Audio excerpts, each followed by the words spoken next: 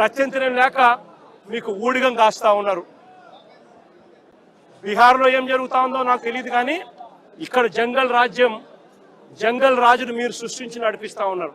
కానీ నేను అందరికీ కూడా ఒకటే చెప్తా ఉన్నా, ఎల్లకాలం ఇదే మాదిరిగానే జరగదు. 2 ఏళ్ళు కన్ను మూసుకుంటే అయిపోయింది, మరో 3 ఏళ్ళు కూడా కన్ను మూసుకుని కన్ను తెరిచేసరికి మరో 3 ఏళ్ళు కూడా అయిపోతుంది. ఆ తర్వాత వచ్చేది మాత్రం మా ప్రభుత్వం అని చెప్పి కూడా ప్రతి ఒక్కరికి కూడా ఈ సందర్భంగా కూడా చెప్తా ఉన్నా.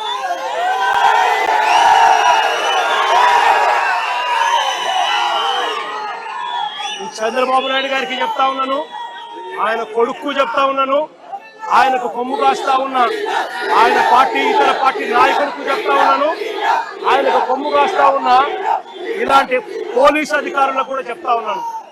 ఎల్లకాలం ఇలా అన్యాయం చేస్తా ఉంటే మాత్రం ఎప్పుడు కూడా దేవుడు చూస్తూ ఊరుకోవడానికి మాత్రం గుర్తుపెట్టుకోండి. ఖచ్చితంగా మీకు మొట్టికాయలు పడతాయి.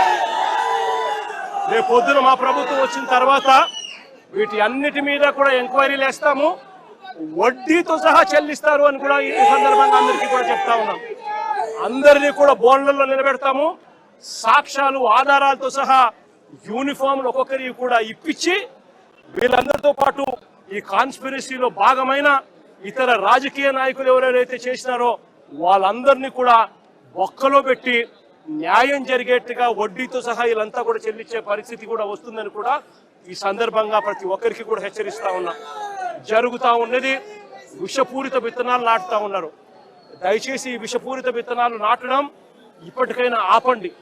ఇది గన ఆపకపోతే గన రేపొద్దున ఈ విషపూరిత విత్తనాలు మీరొక్కరికే మీకు మాత్రమే వర్తిస్తాయని అనుకోవాకండి. ఈ రోజు వైఎస్ఆర్సీపీకి సంబంధించిన ప్రతి గ్రామ స్థాయిలో కూడా ప్రతి కార్యకర్త కూడా దెబ్బతినున్నాడు, ప్రతి నాయకుడు దెబ్బతినున్నాడు. మీరు కట్టడానికి ఇక్కడ ఉన్నది CBN. దయచేసి అది గుర్తుపెట్టుకో జగన్మోహన్ రెడ్డి. నీ మనుషుల్ని ఎంతమంది పంపించి ఎన్ని భయభ్రాంతులు గురి చేయాలని చెప్పి నువ్వు చూస్తున్నావో చూసుకో. ఎలా అరికట్టాలో మాకు తెలుసు, అరికట్టడానికి ఎవరిక్కడ ఉన్నారో కూడా నీకు తెలుసు. అది చంద్రబాబు నాయుడు గారు ఉన్నారు ఇక్కడ.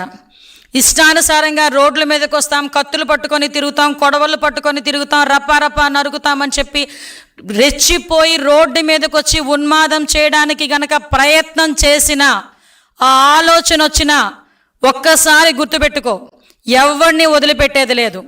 ఈ రోజుకి ఈ రకంగా ఫ్లెక్సీల మీద రక్తాభిషేకాలు చేసిన ప్రతి ఒక్కడు రిమాండ్లో ఉన్నాడు. ఈ రోజుకి ఎవరిని కూడా వదిలిపెట్టాం. ప్రతి ఒక్కరిని ప్రజలకి ఎగ్జిబిట్ చేస్తాం. ఇంతకు ముందులాగా ముసుగులేసి బయటకు తీసుకొచ్చే పరిస్థితి కాదు. ఈరోజు ఒక పోక్సోలో చిన్నపిల్ల మీద రేప్ అటెంప్ట్ చేసినా రోడ్డు మీద నడిపించే తీసుకెళ్తాం. నువ్వు కత్తి పట్టుకొని ఉన్మాదం చేయడానికి ప్రయత్నం చేసినా వాడిని కూడా రోడ్డు మీదకి తీసుకెళ్ళి రోడ్డు మీద ప్రతి ఒక్కడికి ఇలాంటోడు, వీడు రౌడీయిజం చేస్తున్నాడు, ఇలాంటి వాడు వల్ల సమాజానికి ముప్పు అని చెప్పి ప్రజలకు చూపించడానికైనా రోడ్డు మీద నడిపించి తీసుకెళ్తాం. అలాగే తీసుకెళ్తున్నాం కూడా. రౌడీ షీటర్ని కూడా ఈరోజు రోడ్డు మీదకి తీసుకొచ్చి మేము నడిపిస్తున్నాం. ఇష్టానుసారంగా చేసుకుంటాము, మాకు నచ్చినట్టు ప్రవర్తిస్తాము, ఎవడో అడ్డొస్తాడో చూస్తామని మీరు అనుకుంటే రండి, మేము చూసుకుంటామని మేము కూడా సిద్ధంగానే ఉన్నాం. మా డిపార్ట్మెంట్ కూడా సిద్ధంగానే ఉంది. ఎవడు పడితే వాడు వచ్చి రోడ్ల మీదకి వచ్చి కత్తులు పట్టుకొని తిరుగుతామంటే చూస్తూ ఊరుకోవడానికి ఈరోజు మీరు కాదు, ఇక్కడ ఉన్నది CBN. మళ్ళీ చెప్తున్నా, ఇక్కడ ఉన్నది చంద్రబాబు నాయుడు గారు. ఎట్టి పరిస్థితుల్లోని లా అండ్ ఆర్డర్ విషయంలో రాజీ పడే ప్రసక్తి లేదు. ఈ రోజుకి కూడా మేము చాలా ధైర్యంగా చెప్తున్నాం, క్రైమ్ రేట్ కూడా 4% మేము తగ్గింది. ఈరోజు మేము చేస్తున్న ప్రతి ఒక పక్క నుంచి అభివృద్ధి, ఒక పక్క నుంచి సంక్షేమం చేస్తూనే లా అండ్ ఆర్డర్ విషయంలోని కూడా ఫర్మ్గా ఉన్నాం. కాబట్టి ఈరోజు ఆంధ్రప్రదేశ్ని చూసి, చంద్రబాబు నాయుడు గారిని చూసి ఈరోజు అనేకమైన పరిశ్రమలు ముందుకు వస్తున్నాయి, పెట్టుబడులు పెట్టడానికి ముందుకు వస్తున్నారు, అనేకమైన ఉద్యోగ అవకాశాలు వస్తున్నాయి, గూగుల్ లాంటి డేటా సెంటర్లు వస్తున్నాయి.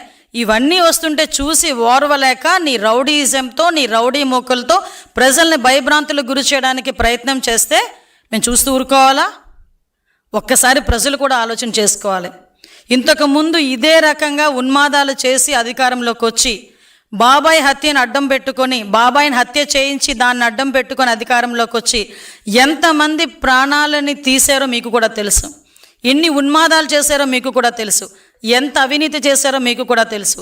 అదే ప్రజలు ఈరోజు 11 సీట్లకి పరిమితం చేసి ఇంట్లో కూర్చోబెట్టినా కూడా తిరిగి మళ్ళీ అదే రకంగా వాళ్ళ తాలూకా కార్యకర్తలను ముందుకు తీసుకొచ్చి సైకోయిజాన్ని చూపిస్తూ ఉన్మాదుల్లో రెచ్చగొట్టి మనల్ని భయపెట్టే ప్రయత్నం